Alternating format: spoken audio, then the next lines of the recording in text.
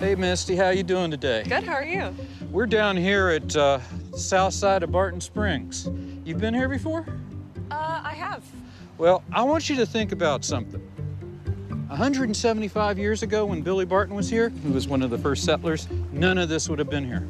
Wow. This would have looked very different. This was out in the middle of the wilderness.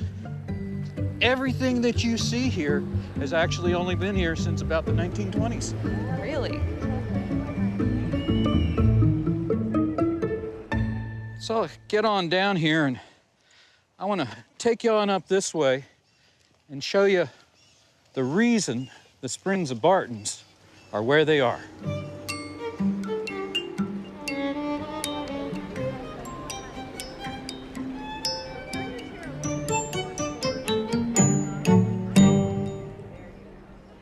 Okay, so where we're standing now, we're kind of in a gully, right? Mm-hmm.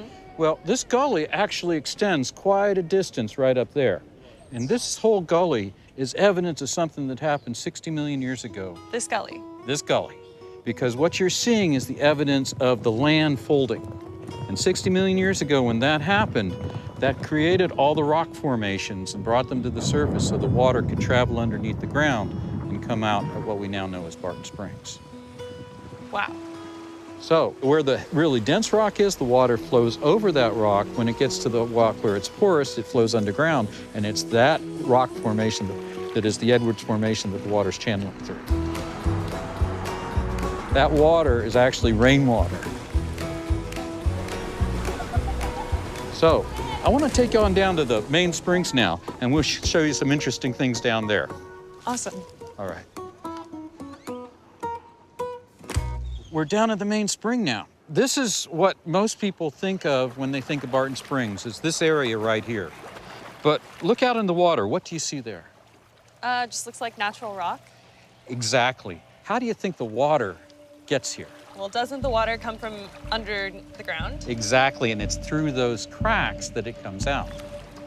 Right now, with the dams here, all the water's been backed up to make a nice swimming area. But if the dam wasn't here, you would see that there is a big drop-off there, and there are cracks that come all through here with water pouring out of it. This is sometimes called Parthenium Springs. It's one of the 4 springs that actually makes up Barton Springs, but it's the only spring that feeds the pool. So all the water in this spring comes from this rock right here? Exactly. Wow. So that's a lot of water. Parthenium Springs was named Parthenia after Billy Barton's daughter, Parthenia. I kind of like that name, Parthenia. It has a nice ring to it. It's royal enough for this spring. This really is considered the heart of Austin. But there are springs all over Austin, and it's because of those springs that fresh water supply was inviting to folks to settle. I want to go on down to another spring down here called Old Mill Spring or Sunken Garden, because this doesn't tell the whole story. Let's go take a look and see what else we can find out. Cool. Now, why do you think it's called Old Mill Spring? Maybe having something to do with a mill? Exactly. Because during the 1800s, they didn't just view water for recreation. In fact, they viewed it for bathing more than anything else, not swimming. But they actually used it for power.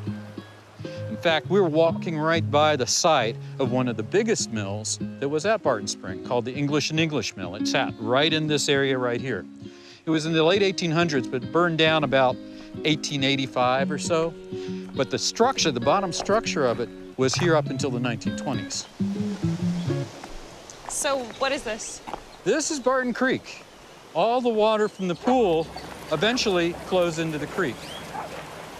And down below the dam here, which was built back in the 1920s, people like to come with their dogs especially and play down here. They still do, obviously. Yeah. And of course, a walk along the creek any day is a good day. See the water flowing out into the creek here. Oh, yeah. I'll show you where that water comes from.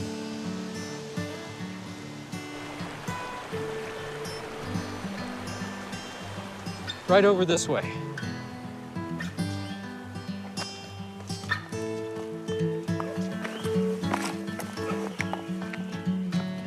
Sunken Garden. Wow. It's also known as Old Mill Spring. because there used to be a mill here, Hadgie's Mill. And it was a grist mill, so it ground up corn and grain for flour. Hadgie also did other things. He invited people to come swimming down here.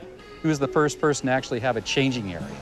He also invited people to picnic. This is really beautiful. Where does the spring water go after it leaves this spring?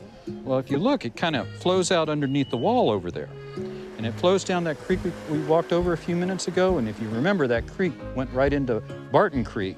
And Barton Creek feeds into the Colorado River and Lady Bird Lake, and then it goes down to the ocean from there. Oh, wow. So where did this circular structure come from? In the 1930s, they decided to turn this into kind of an aquatic garden. And the FDR administration had all these monies available for projects, and this was one of the projects. National Youth Administration. Teenagers and college students were the ones that built this. Wow. And what's interesting is the water used to come all the way up to the very top. And people would come swimming down here. They'd picnic down here. There were bands down here. But that changed in the 1990s when this area was set aside as a protected area. Why did they make it a protected area? Good question. This is home to the endangered Barton Springs salamander. Barton Springs is the only place where the Barton Springs salamander is found. There's also a second salamander called the Austin blind salamander. They actually have one of the smallest ranges of any vertebrate species, backbone species. During full flow, researchers, biologists, they'll count hundreds of them in this area. It's a very skilled team that does this. We are building this habitat. If something happens to that salamander population, they're gone for good. But I want to take you to another place that's really interesting, and it's called Eliza Springs. And it is where we have a lot of salamanders right now.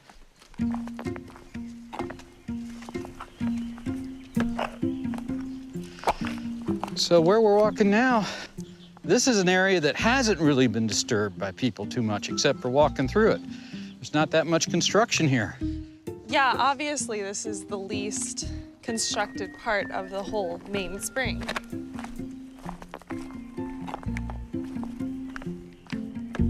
Here's that statue I was talking about. The three philosophers? Yeah, Philosopher's Rock. That's Bedichek, Dobie, and the guy standing with his back to us is Webb. They were all professors up at UT at one time. But I love this statue because when you look at it, what strikes you about it? It looks like they've been swimming. Everybody except for Mr. Webb. He's still in his street clothes.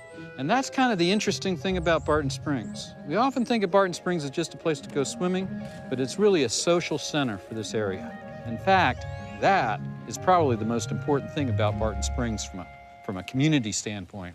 It's a place people can come together. They'd come and settle the problems of the world sitting on that rock in the middle of the summer. And when Mr. Bedichek got a little too hot, he would dive into his bathtub, as he used to call it. Okay, now let's go over and take a look at this other spring we have over here. Cool.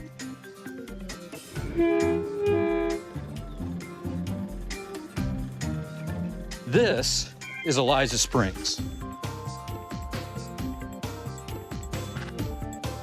Looks a lot different than the other ones we've been to, doesn't it? Yeah, it's small. It's small. What else about it? It's a circle. It's a circle. There's seating. There's seating. There's a lot of human construction down here. This section you see over here that's kind of filled in, that's where the flow from the spring used to be on the surface down to the pool.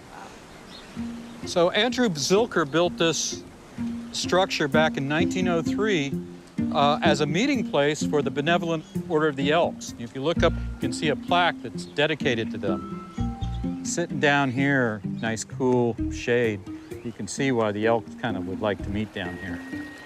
And what was interesting is the water was always flowing. This spring was a very powerful spring. In fact, that's one of the reasons the city of Austin now owns this area. Because in 1917, there was a massive drought. There's this picture of a soldier straddling the flow of the Colorado River because the water was so low. At that time, the water supply in Austin was threatened. So Andrew Zilker approached the city and said, I'm going to donate this land to the Austin School District. Why don't you buy it from the school district as a park and also as a water supply? And at the time, they said that's a good idea. So they started working that way, and they started developing plans for actually pumping water from here underneath the river to the city. That never really came to fruition, but what they did do is start thinking of this whole area as a recreation area. And up into the 1950s, people would be able to kind of wander up in here when they visited Barton Springs.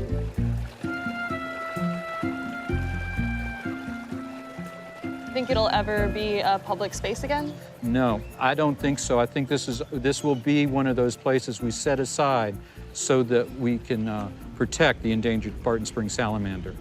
It is kind of the canary in the coal mine, because if the salamander is surviving in this water, that means the water is of a high enough quality that it won't hurt us to go swimming. The 3 springs we visited, Parthenium Springs, the main spring, and down in the pool. Old Mill Spring, also known as Sunken Gardens. And then this spring, Eliza Spring. Those 3 springs are the 3 main springs that make up the springs at Barton's. There is a 4th spring, it's called Upper Spring, and it's farther up the creek. All these springs together, they make up a system. Not only are they connected together through the geology and hydrology, the water flowing through it, through the biology, the animals that live here, it is also connected through the community that we as humans are all a part of. I hope you had a good time today. Oh yeah, absolutely. I learned a lot. Very awesome.